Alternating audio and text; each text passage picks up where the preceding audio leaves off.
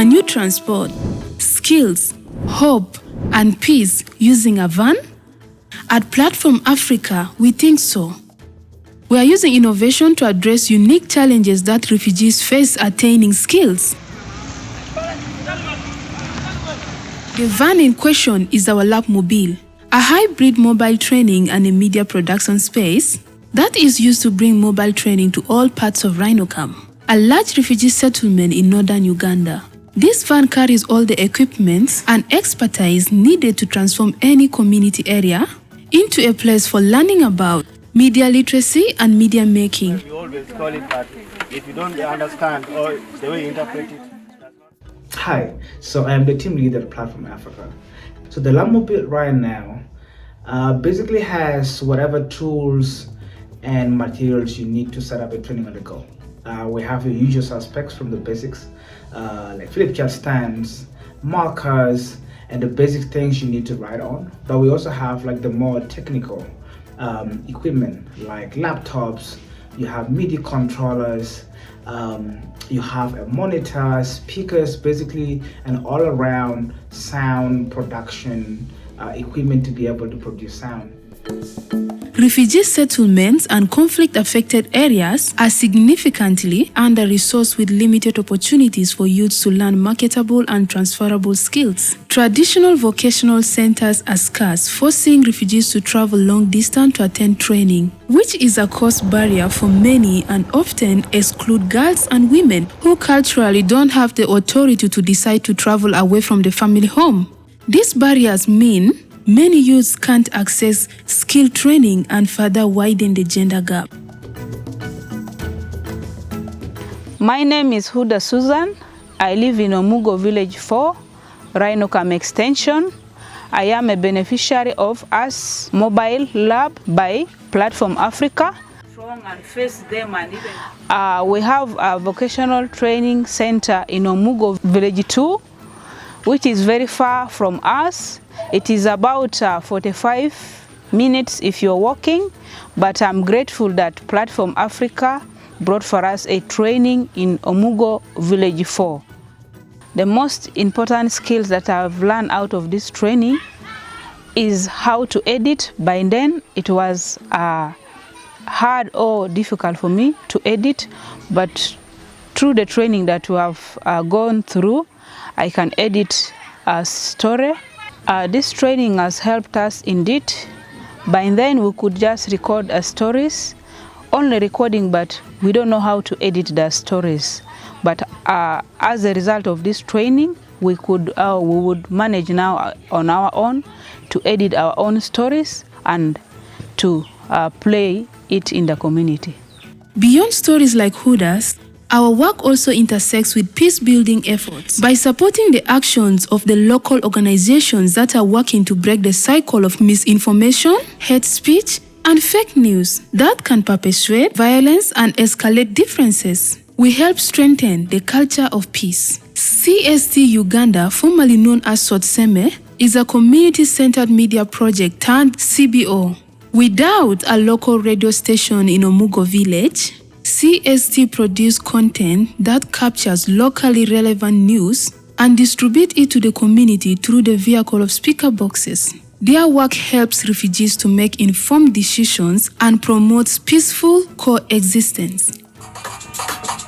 Yo. This is RHF and this is our freestyle, you know. Yeah. Did you want me?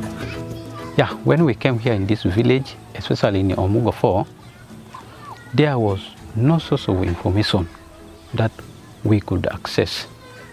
We could get information when dialogues are organized, but these dialogues are not organized as frequently as we expected. You can see that dialogues are going to be organized either once or twice in a month, where people miss a lot of information that they're supposed to have used for them to decide on doing something. Through the community-centered media, we were able to get informations. Limited access to education in the refugee settlement and the frustration over lack of long-term prospects make youths in the settlement vulnerable to extreme views and actions. Our beneficiary organization in Ofuatu, the Dynamic Action for Peace and Rehabilitation, DAPO-PR, deploys radio drama to educate the refugees on these issues. The Labmobile Lab program empowers their team with media production skills to enable them produce their educational stories and help scale their impact.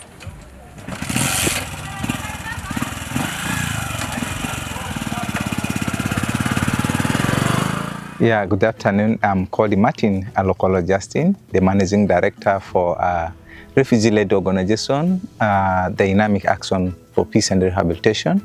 Activities that we've been doing in the community, we are more of peace-building activities because when you look at the setting of the refugee settlement, we have a lot of issues and it needs our intervention, and indeed we devote our time and effort to make sure that conflicts are reduced and those conflict triggers are identified and taken care of.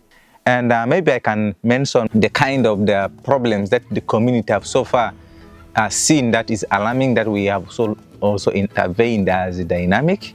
One of it is like issues to do with the stealing. You know, it's very common here because of laziness, because of unemployment issues. Youths tend to now go and steal people's properties, which is causing a lot of problems in community. So we solve this by putting it in a drama. I think it's reducing.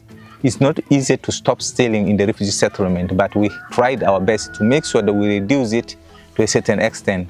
I want to really say a special thanks to Platform Africa for really being in partnering to us, to support us in this the media training. More especially, I want to say particularly the radio drama.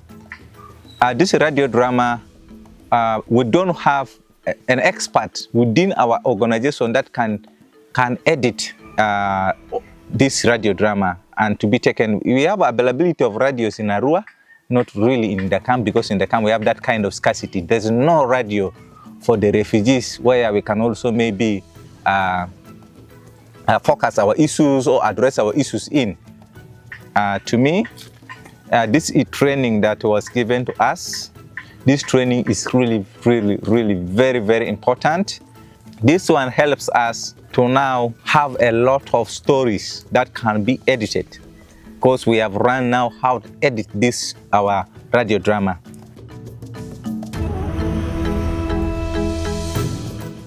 So, what is the next journey for the Labmobile?